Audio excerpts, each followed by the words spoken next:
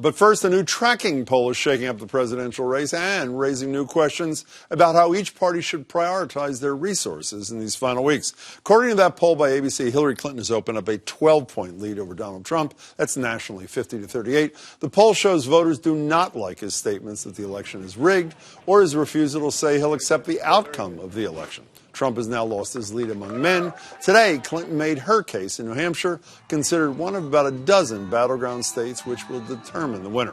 Talk of a big win for Clinton, call it a mandate, or even a landslide has the potential to devastate Republican candidates in other races.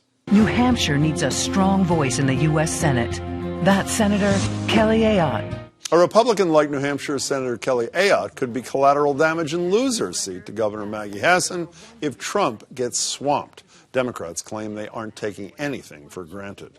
It's been a season of surprises. We like what we see now. We like the early voting activity and the absentee ballot requests coming in other states, but we are not taking anything for granted, and we're going to hammer to do everything we can before the polls close the evening of November 8th.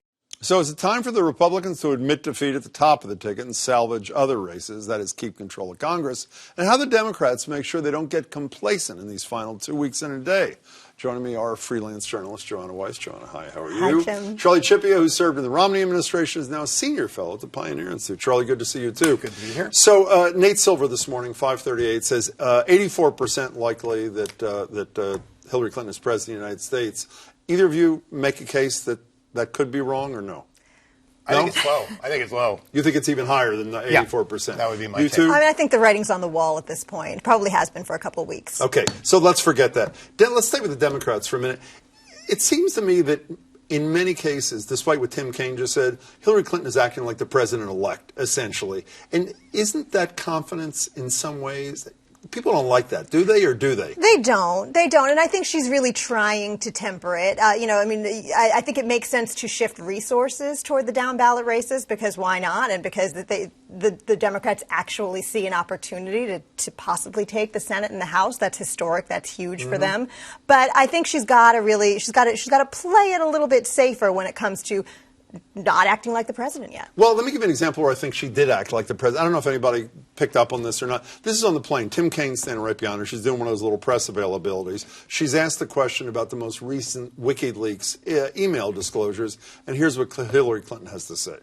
I have nothing to say about WikiLeaks other than I think we should all be concerned about what the Russians are trying to do to our election and using WikiLeaks very blatantly to try to influence the outcome of the election. Yeah, I'm not arguing that there's smoking guns in this WikiLeaks that people were suggesting before, oh my God, this is going to change the course of the election.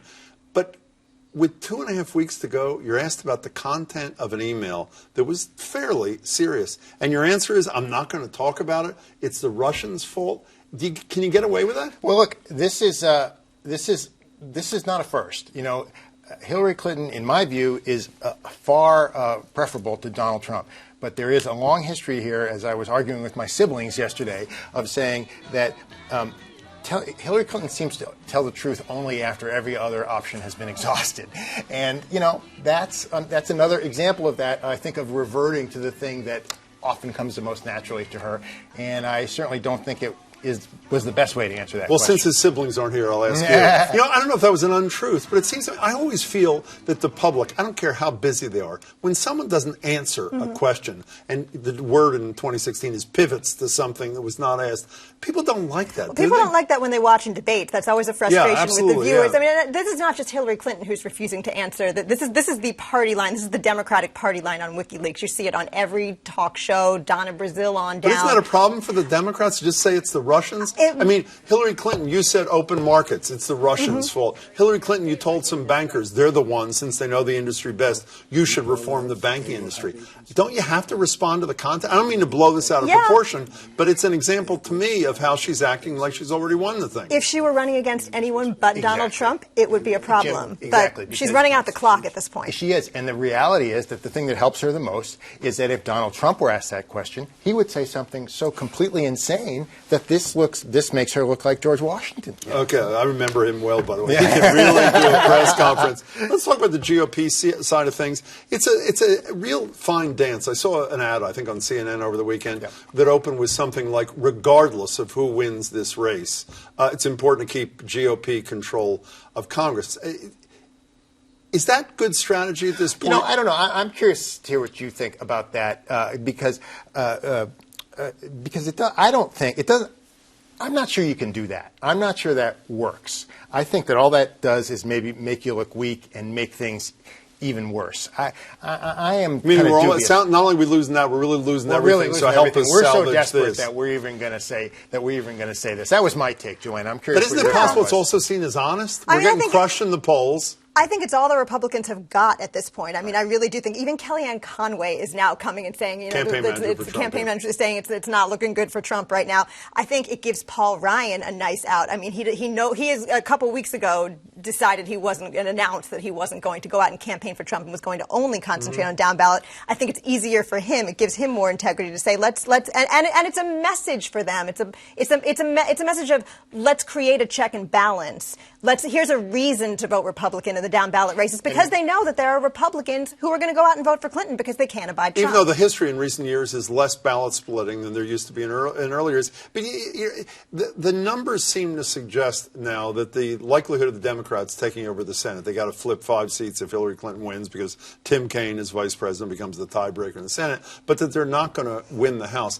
Explain to me, Marjorie Egan and I debate this every day on the radio, explain to me how Hillary Clinton governs when a Paul Ryan-led House continues to be Republican-dominated. How does she govern? Look, it's a problem that Barack Obama has had for the past... But the first 2 years with the Affordable Care Act, he had Democrats and Democrats in both... Yeah, and he picked one thing that he could win with. He picked that one thing to put all his capital into, and then it was kind of over for him. I mean, I think she works it. I mean, she's a different kind of politician than Barack Obama. Yeah, I think she's more engaged. She was in the Senate for longer than he was. I mean, she is. I think she is a politician who might get down to that person-to-person level more than he did. Now, do your siblings think that Paul Ryan will move on this? No, I'm kidding.